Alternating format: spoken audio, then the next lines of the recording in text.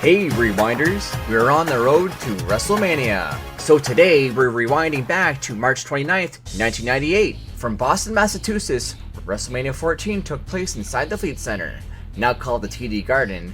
This show was a big moment for the company, moving further and further into the Attitude Era. This is the only WrestleMania that Boston has hosted. 19,028 were in attendance with a buy rate of 730,000, up 32% from the year before. I love the opening package for the event. The traditional WrestleMania has been abandoned. Oh, the humanity. Before the event takes place, Chris Warren and the DX Band performed a screeching version of the America the Beautiful and the Star Spangled Banner, for which they were booed, as the performance was considered disrespectful. The performance has been removed from all versions of the show. Our opening contest is a 15 tag team battle royale to determine the number one contenders of the WWF Championship. Teams include the Headbangers, Too Much, two separate teams at the Nation Domination and Los Boricuas, and rebooted Legion of Doom, now being called LOD 2000. They were accompanied by Sunny. LOD had recently been destroyed by the Outlaws and DX, and a few weeks before this event, they started scuffling with each other out of frustration. I guess Sunny helped them get back together. Once their equipment is off, all other teams storm the ring. If this spot looks familiar, it's the clip they always use for their Royal Rumble packages, even though it's a battle royale. During the course of this match, bodies were thrown out, including by guys who weren't even in the match. The final two teams consist of the new Midnight Express, LOD 2000. The Godwins smash both Hawk and Animal with their slop buckets, and dump Animal outside before they leave. Hawk is double teamed by the new Midnights. Animal goes for the save. Double clotheslines end the match. We cut to JR and King, mentioned how the WrestleMania festivities kicked off with a DX public workout. Big kisses from HBK and Tyson to Stone Cold. Austin 316 goes toe-to-toe with Dillman 911. Mark Merrow and Sable are on a hot date. Next we have Taka Michinoku defending his light heavyweight title against Aguila, who later would be repackaged as S.A. Rios. This match had zero build, and the challenger doesn't even get his own entrance. Aguila performs a springboard moonsault to the outside. Taka takes his turn and splashes onto Aguila. A chop and a top rope hurricanrana sends Taka crashing to the mat. Taka counters Aguila with a dropkick, lands the Michinoku driver to seal the deal and retain the title. Celebmania is in full force with high-profile celebrities. The Rock is being interviewed by State of Arkansas's former employee, Jennifer Flowers. You know, one of the mistresses of former Arkansas Governor Bill Clinton. She first asked the People's Champ if he was the leader of this country, how would he run things? He says leader is below him, and ruler is more appropriate. That's pretty fitting since he's on the board of directors of TKO. The Rock makes several hints about intern roles. Awkward smile from Flowers, and that's it. What a weird interview. The DX Band comes back out and plays Triple H to the ring, as Hunter takes on Owen Hart for the European Championship. Owen recently stopped being called the Black Heart. Now he's just getting embarrassed by Hunter in China each week. The stipulation for this match is for China to be handcuffed to Sergeant Slaughter, so she doesn't interfere in the match. Owen wastes no time going right after Hunter. Hurricanrana from Owen, then scoots over to Hunter's chest for a 2 count. Owen rolls outside, where China takes a swipe at him. Owen catches Triple H and goes for the sharpshooter. A poke to the eye stops that. Hart catches a boot to the face that busts him open. Triple H is on the prowl, targeting his already injured leg for the next few minutes. Hunter counters an attempted Hurricanrana into a powerbomb. Slaughter continues to keep China away from the action, but while Owen had Hunter locked in the sharpshooter, she quickly grabbed Hunter's arm and pulls it to the ropes. She throws powder into Slaughter's eyes. Owen gets distracted, China low blows him, Hunter hits the pedigree for the win and retains. Our next match features Mark Merrow and Sable taking on the artists formerly known as Goldust and Luna.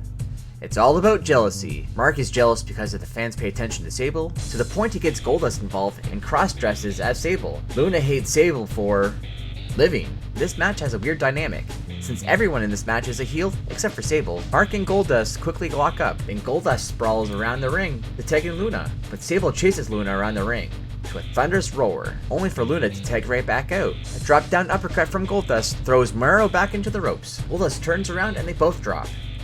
Sable gets the hot tag and pummels Luna. A forearm to Goldust, a clothesline to Luna, sends the crowd into a frenzy. Merrow reverses a curtain call and hits a running knee lift. Mark hits the moonsault for a 2 count. Sable hits the TKO and gets the 3 count. Tennessee Elite introduces Jennifer Flowers, accompanied by Jeff Jarrett, to the ring as our next ring announcer. Our next bout is for the Intercontinental Championship.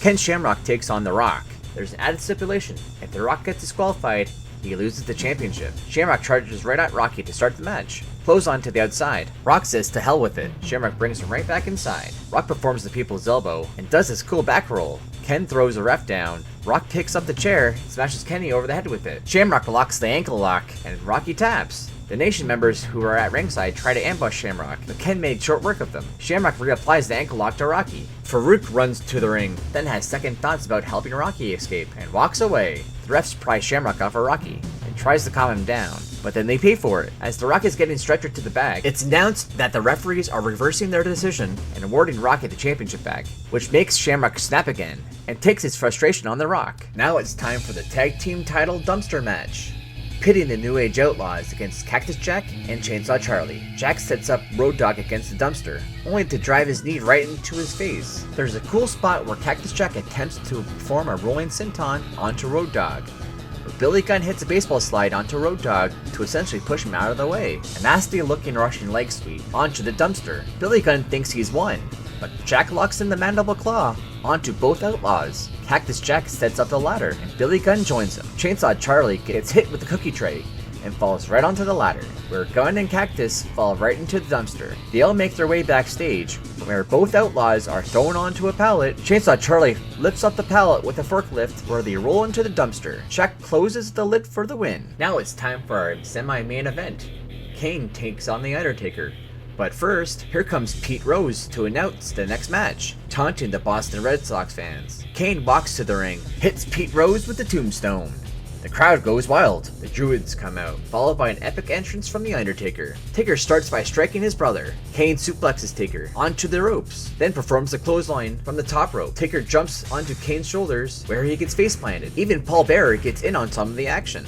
Kane chokeslams the Undertaker for a 2 count. Kane has the Undertaker in a chin lock forever. The Undertaker dives to the outside, where Kane just guides Taker through the table. Kane reverses the tombstone into one of his own. Only gets a 2 count. Taker hits 1, 2, 3 tombstones for the win.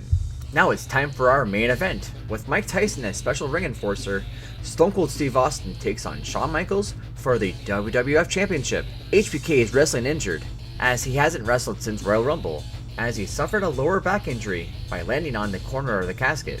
Austin storms and gets right into Tyson's face. Austin chases Michaels around the ring and meets HBK with a double axe handle. Michaels gets pantsed and lands on Hunter standing outside. Austin and Michaels fight by the entranceway. HBK does his corner spot, but with his lower back injury, it looks more painful. Michaels attempts to break Austin's legs multiple times. HBK locks in the figure 4. Michaels applies the sleeper hold. Referee Mike Chioda takes a corner bump as Austin breaks free. Michaels warms up the band, swings and misses. Austin goes for a stunner.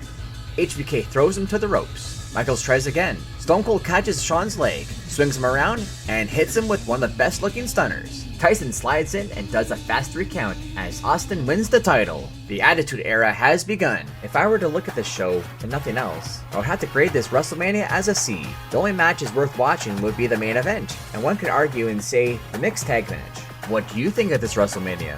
What was your favorite match or moment? Let me know in the comments.